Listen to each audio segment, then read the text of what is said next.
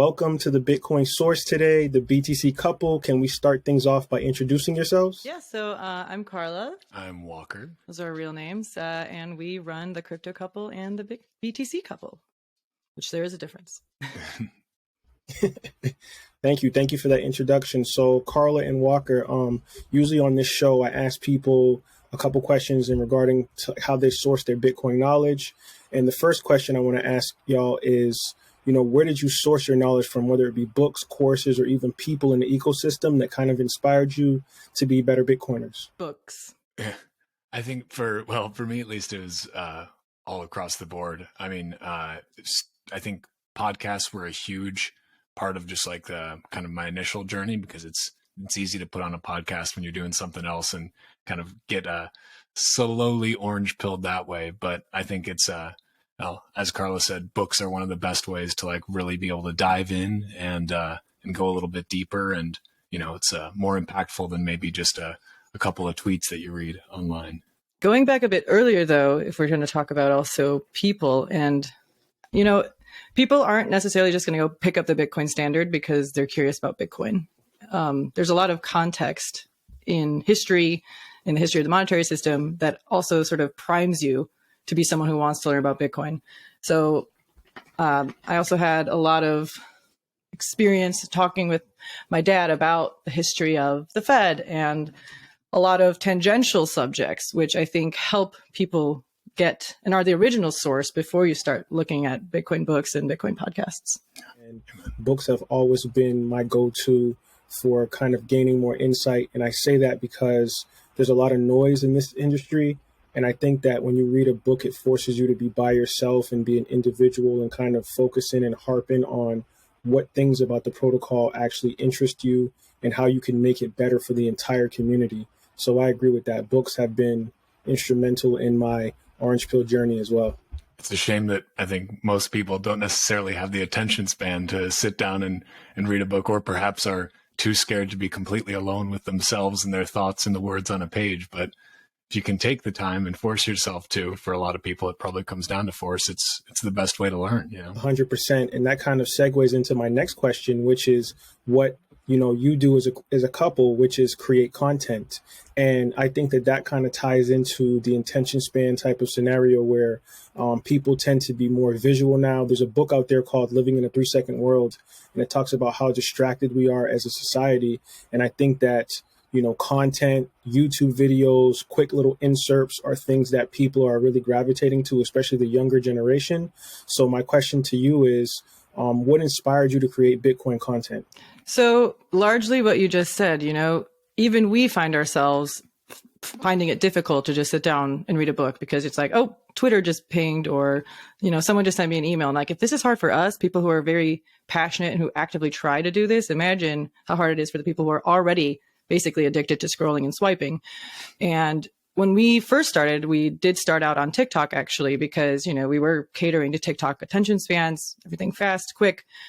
But what we've learned is, even though it's maybe a hated on method, it is getting a lot of valuable information out there. We've had comments on TikTok being like, oh, this is the first time I've learned anything about self-custody. Like, I'm going to check this out. Yeah, I think that it's important for people who do have the attention spans, like the three of us and many amazing Bitcoiners out there who we've been inspired by, who are able to sit down and try to take the time to digest things at a deep level and to read the books and to like dig into things really and go deep. Not everybody is going to do that. And, maybe not everybody can do that. And so how do you reach those people who either don't want to, or maybe are somehow unable to go as deep as you are? And how do you then make that content that you've been able to digest? How do you regurgitate that in such a way that it's going to be more palatable to the average person? Maybe average isn't even the right word, but just to maybe the average person is a very short attention span these days. And you got to find some way to at least get in there in their brain, at least make them think. And maybe that encourages them to then take that deeper dive themselves that they may not have otherwise done. Because they say, okay, wait, maybe there's something to this. People are making these ridiculous, in our case, ridiculous videos about this topic. And okay, maybe there's something else here that I need to go a little bit deeper into. This sparked my curiosity. And I think something that happened I don't know when it happened, but learning became framed as a chore, right? Like I remember even in high school, like I didn't love learning. Now as an adult, I'm like, oh my gosh, I wish I could do that all again because I love to learn, turns out. So that's why when people feel like they're being lectured or taught, that's where we decided, let's do this with comedy, because comedy is where people will keep watching because they want to hear the punchline. They want to see what happens next. And educating through comedy, well, you know, it seems silly, but these scripts are actually quite difficult to write because you're trying to balance, you know, information and humor. But we found that that's just sort of a Trojan horse way to be like, gotcha, you learned something.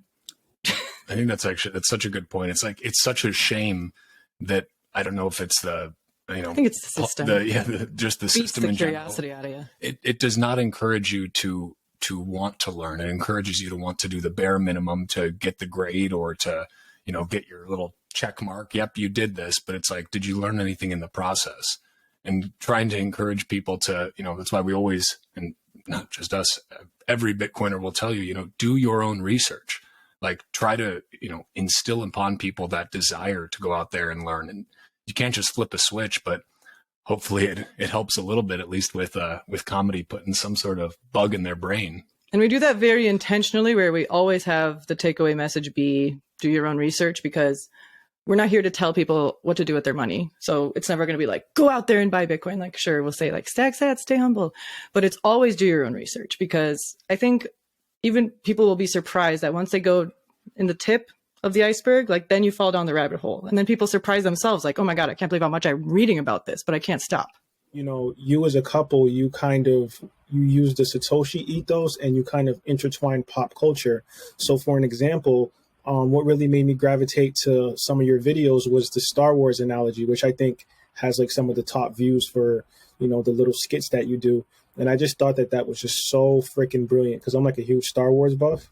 And just the way the costumes look, the makeup, the artwork, it was just perfect. And I was like, they need to make like a full length like movie out of this if possible. Like I just thought it was incredible. So I completely agree with that. Where we're going now in this Bitcoin ecosystem, especially now in the bear market, there's so much FUD. It's like I think people want to have a laugh and people want to have things in the space where they can kind of enjoy being Bitcoiners, because we're kind of getting some heat right now because of, you know, the FTX scandal and people not really being able to separate Bitcoin and crypto. So I think that what you guys said there was definitely spot on and made perfect sense. It's a lot of fun too. Yeah. Bitcoin should be fun, right? Like, yeah, this is like, we're talking about really serious things at the end of the day, but it's so easy to get bogged down in that. And like, one of the reasons we started this in the first place, like a year and a half ago, about 2021 May, I think is when we made our first video, is because we were sitting on the couch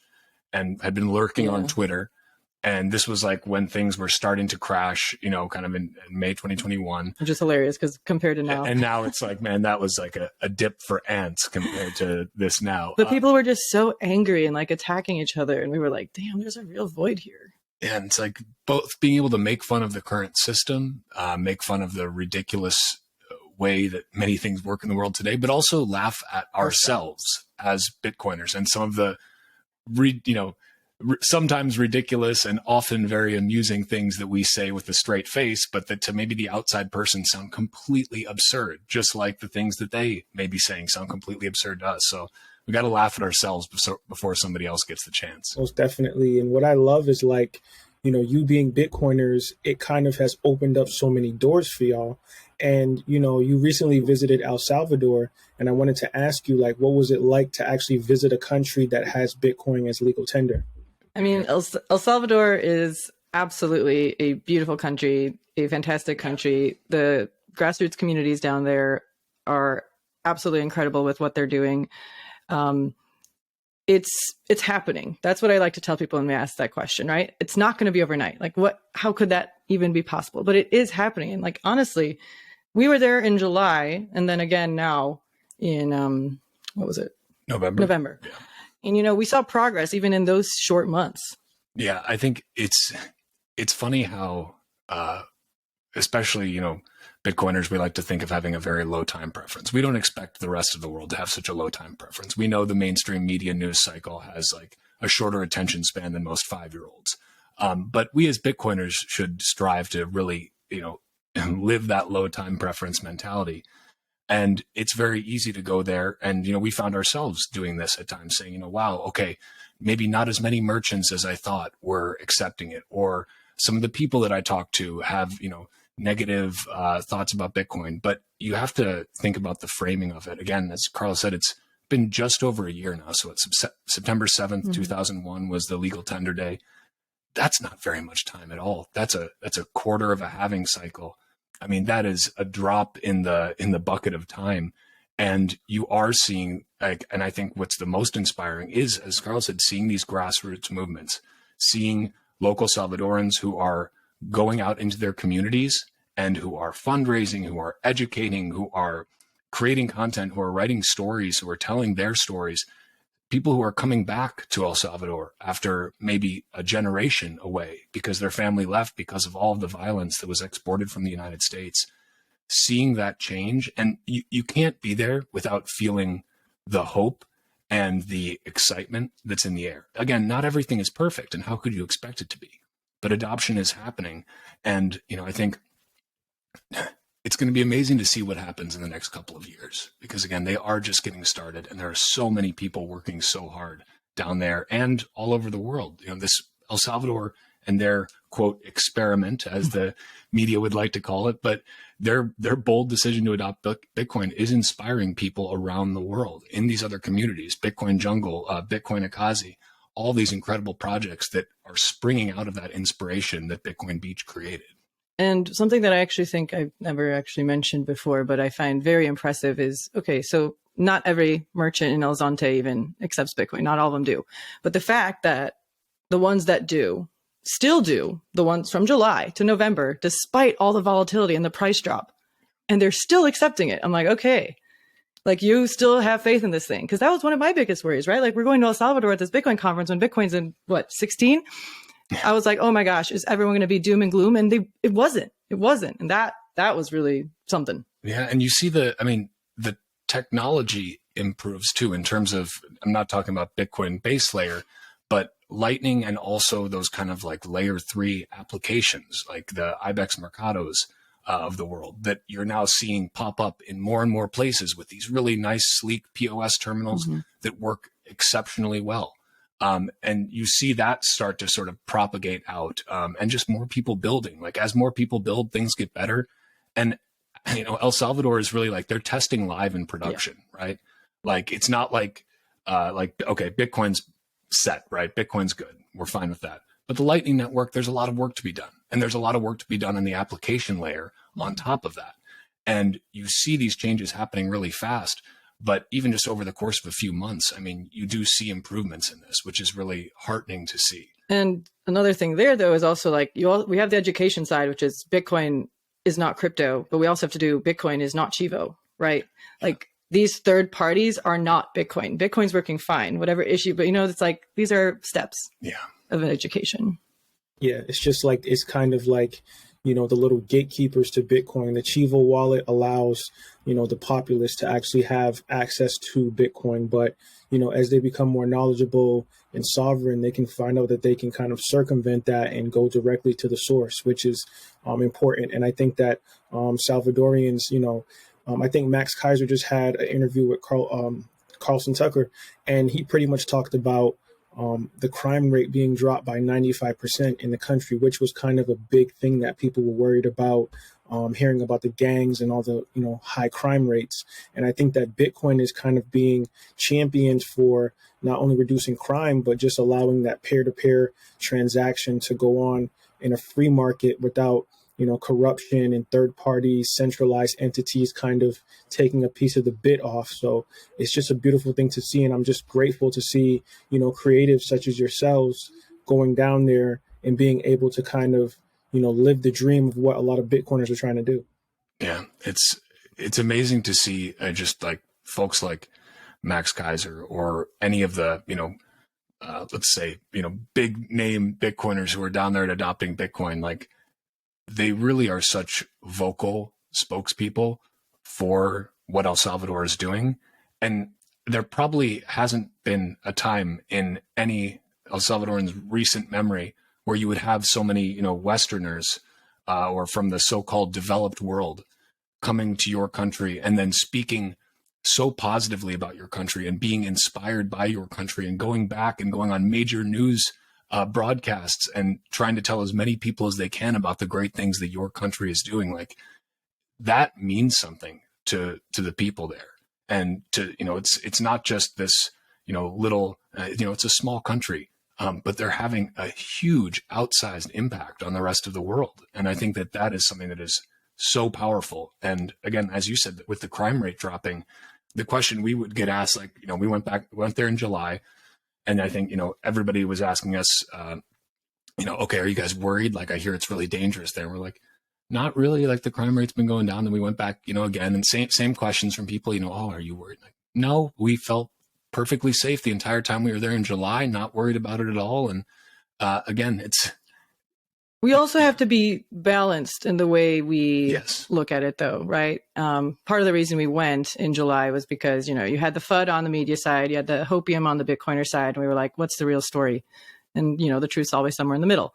And one of the things we like to communicate is, we like to communicate what needs improvement. Otherwise, it doesn't get fixed. If we say it's just like perfect Bitcoin Mecca, no, everyone's just gonna be like, okay, I'm just gonna keep tweeting and stacking sats. But the reality is we need people all the time to come and spend sats to say, hey, I want to pay you in Bitcoin. Like, it's going to take demand to get more and more merchants to convert, because one of the other things that comes out of there sometimes is like, okay, Bitcoin's great, but like it's mostly tourists that use it, which is fine. We're the ones who are coming and creating that demand. But, creating demand, educating, visiting, going with Hope House or Mi Primer Bitcoin to smaller communities to help educate small businesses and students. Like, there's a lot of work Bitcoiners can do on the ground that's actually going to help move things along more than nice words. Yeah, I would echo that and agree completely, because as Bitcoiners, it's very easy to think that, well, Bitcoin is inevitable, right? And adoption is inevitable. And I think there's a lot of truth to that. But when it comes to actual, medium of exchange, usage and adoption, the only way that happens is if people are actually using it. And there are. I mean, we were there with many Bitcoiners from all over the world when we were there just for adopting Bitcoin, who are going out and trying to use Bitcoin everywhere they go, as much as they possibly can. And then also, giving out Bitcoin in these communities. Like, that is how you actually drive that adoption at a personal level, is just by putting your money where your mouth is and going down and spending some sats. And to the people who will, of course, say, well, I'm just going to hodl my Bitcoin, I'm never spending it. It's like, well, okay, fine. But you realize you can just buy the Bitcoin back immediately after you spend it, and on that same phone via one of the many apps that you probably have for buying Bitcoin. And then you won't even trigger a taxable event, and you're okay. So go down to El Salvador, visit, spend your sats, go all over the country. It's not a huge country. You can go all over it fairly easily, and it's quite beautiful. And I guess it also depends, if you're one of the people who's like, I don't care about mass adoption, I don't care about medium of exchange, whatever. But part of the reason we enjoy going down there and doing it is like when you see these kids' faces when they get it, like when they're downloading their little Bitcoin Beach wallet, okay, haha. But then they receive the dollar, and then, we would do like a little give and take to send and receive, and then they see more money coming along, like their eyes literally light up, like it just makes you want to cry. Yeah, we went to one of these schools. Roman Martinez Chimbera, who's the community leader at Bitcoin Beach, brought us along when we were in July, and that was such a powerful experience. And something Carla pointed out that I hadn't even thought of in this way was that, okay, we went there and like, a few of us each gave these kids like $5 worth of Bitcoin, and at the end of the day, she's like, wow, these kids in this classroom here now have more Bitcoin than the majority of the world. Like, because most of the world doesn't have Bitcoin yet. And like, I was just like, wow, these little kids. Like, American kids aren't doing this. They don't have it. That's incredible. Like, and these kids are going to do amazing things. Like, you could see the spark in some of their eyes where the wheels are turning and they're seeing that there's opportunity there. And that's really powerful. Yeah, and there was something that Carla said that I really thought about too, which was the truth kind of lies somewhere in the middle. And, does that, and this is for you, Carla, this question, does that kind of impact? Because I remember Walker, being the dutiful husband that he is, he kind of shouted you out about how you edit all the content for the videos, which is like a laborious process, of course. But does going to El Salvador, seeing the truth, seeing how Bitcoin is really empowering people in other countries, does that really impact the way that you edit and kind of do the process of your content? So definitely. So I actually studied like journalism in my undergrad, and editing itself, like any sort of editing, like inherently has bias, right? Like if I'm putting this clip next to this clip with this track of music, like you can change the entire vibe just with a powerful song. So balance and objectivity is something that is very, very important to me. I strive to get it right. But especially when it comes to El Salvador, which I think those are actually the most difficult videos to edit, because I don't want to make it all hopium, but I also don't want to seem like a Debbie Downer. It definitely has made that process a lot harder, but it's something that deserves all the attention to make. And you know what? There's always going to be haters. Like, it's funny though. If you have haters on both sides, like some people are like, oh, this is just propaganda. And then other people are like, oh, this is doom and gloom. And I'm like, well, I guess I balanced it right then. It's like, people are still going to see what they want to see. But if you have both sides of it, and it's like, that's essentially what we do. It's like, this is what happened when we went there. We're not saying this is what you should think. This is, it's like, you decide. Or that this is the case for everyone who goes there. Right. Like, and that's why we always say, like, just go visit it for yourself. Go check it out. Like, don't take our word for it. It's inexpensive, to get there, especially from America. Like, it's not too bad. Depending on where you live, it's not even a very far flight. And we didn't even see like the whole country. Like, we need a lot more experience to I guess we have to go back again, and probably again and again. Yes, I'm looking forward to taking my first visit to El Salvador. I've done a lot of traveling, but I've never been to El Salvador. That's definitely on my bucket list. And Walker, this question's for you, because what I love about the BTC couple is that y'all don't only just make content, but you do a lot of other things in the space that people are kind of now seeing your skill sets. And one of the things that I've noticed about you, Walker, is that you have a talent for emceeing. And I recently saw that Samson Mao kind of shouted you out for your multitasking ability and just being an all-around badass Bitcoiner, right? So like, how was it kind of emceeing that event? And Carla, you can chime in on this too. I wanted to know, your insight on that. Yeah. Well, first of all, if you told me that when we started making these ridiculous TikTok videos sitting on our couch in the middle of nowhere, Wisconsin, that we'd be introducing Milena Mayorga and Max Kaiser and Prince Philip of Serbia in El Salvador, I would have said, you're crazy. But then there we are. And first of all, it was an honor for them to ask us to do that. We had the pleasure of emceeing at Lugano as well for the Plan B Forum, which was another amazing experience, just with a great team there.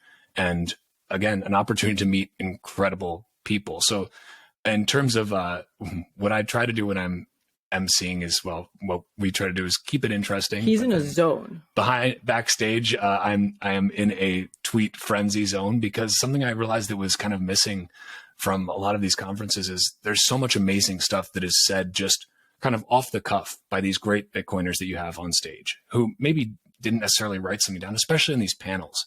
These discussions get going, and it's not like that, sure, there's some prompts that they get ahead of time maybe, but that's not pre-scripted. You don't know what they're going to say.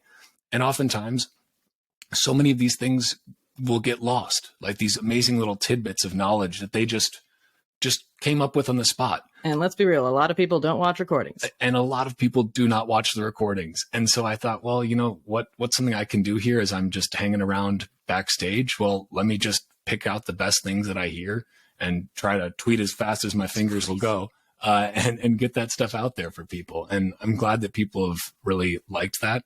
And I just view it as it's a small thing that I can do to help elevate voices in the Bitcoin community. And, not just the big fish, but also the, people who are out there doing smaller projects and more grassroots stuff, because their voices are just as, if not more important. He also has a very nice silky voice, as we've learned after all these emceeing. Everyone's like, is that your real voice? Yes, it is. You have like a voice for radio or something, which is like, unique. Yes. Right? Yeah. Who knows? We might have to get into a little more podcasting. Who can say? For real, Satoshi's radio or something like that. That'd definitely be like a good fit for y'all. And this is my last question. So, there's something that I noticed about your content and kind of like everything that you do in the space, which I absolutely love. And it's kind of like this kind of quote where, Satoshi lives in all of us. So like, what is the future for the BTC couple? And, what do you plan to kind of bring forth to the space in the next few months? That's a tough one. I know. Usually, and I say that it's a tough one because so much of how we create and what we create is based on It's just like spontaneous. Something's happening right now. Let's just make something. Like we don't have a roadmap. We never did. We basically, like I like to say, like we stumbled into all of this because, it just started with a video and then another one. And then something happens in the news. You wake up from a dream. You're asked to MC. Like we're just like literally stumbling into all this. We've like literally not had time to think of a plan for the future because we've been on the road for so long. So far, it's worked out okay in that regard. Long term, we would like to make something bigger, like a larger, more feature film type production, somehow educational to try to reach larger audiences, right? But yeah, I think there's a lot of amazing longer form video content out there. But there's not enough of it yet. There can always be more. Like we are still early. And it doesn't get the same distribution. It doesn't. And I think we've realized now that we do have a bit of a unique approach to things that could be, and is proving to be very helpful for a lot of people. So if we can find a media to be able to, let's say, expose even more people to this amazing invention of Bitcoin, in a way that is, again, not that they're actually going to pay attention to, and that people, not just Bitcoiners, will watch, because we say this all and the time. not pushing Bitcoin either. Because we're not, when some people ask us, about different styles of the videos we make, or about even having the name The Crypto Couple still. And we say, listen, we're not trying to appeal to you Bitcoiners. You guys already get it. You're already orange pilled. You're already on that journey. You're already down the rabbit hole. And it's like, if you call us scammers, like you look foolish. Right? Like that means you didn't do your research, right? So for us, it's like, okay, what are the ways that we can bring Bitcoin to the no coiners, to the crypto people who just got burned so hard over and over again by FTX and Celsius and all of these things? How do we get this knowledge into their hands and into their heads? And for no coiners, I mean, this is why we started Funny Money, because we didn't want to use the word Bitcoin, because we've had videos where you'll have audiences be like, oh, I love this video and agreed with everything until they said Bitcoin. Right. But it's like, but you agreed with everything up until then. So we're like, if we have Bitcoin in the name, some people are automatically going to dismiss it. But that's why we're like, all right, corset, funny money. Like people know what money, people like fun, people like boobs. So let's try that. And, it's those videos where you get them in with the education and then, you slowly put Bitcoin. But I think for a feature, something we'd want to reach no coiners with, it would be something more shielded. It wouldn't be like the Bitcoin story, right? Right. It's like you bury the lead a little bit. A lot. As much as you possibly can, and save Bitcoin for the very end once you've already got them to agree with you that there is a problem that needs to be fixed. And they just don't know that there's a solution yet that's sitting right there in front of them, and it's open for any of them to take advantage of. And I think a lot of the times when you get the comments that are like, oh, this was great, until they mention Bitcoin, ew, it's like pride and ego a little bit. Yeah. So that's something to figure out to help people overcome a bit. Yeah. It's like feeding people with that long spoon, that long Bitcoin spoon. And, they just will get their medicine at the time and at the price that they deserve. That's always been my thought process behind it. But the BTC couple, this interview has been great. I really enjoyed it. I think people will learn a lot from this episode. So could you give people your social media handles and any future endeavors? I mean, you kind of spoke about it, that you might want people to know about when this episode drops. Yeah. So she runs the Twitter the account. comedy crypto couple side. That's the crypto couple. The O is a 0 and the L is a 1. Yes, it is spelled in a scammy way on purpose. We're also the BTC couple at the BTC OUPLE. That one's for education. The other one's for comedy and shit posting. Funny Money is at Funny Money LOL on Twitter. If you want to see Carla in a corset and me in a ridiculous gray wig, burying the lead with Bitcoin, I'm Walker America on Twitter. You can find all of our links to YouTube and everything else, or if you're on TikTok, it's the Crypto Couple, the same as on Twitter.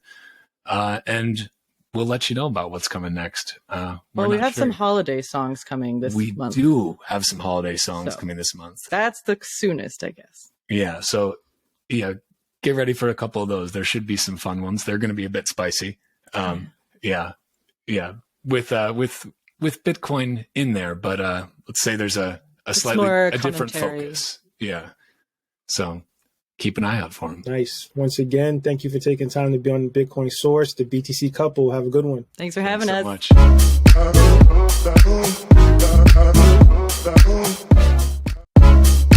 much.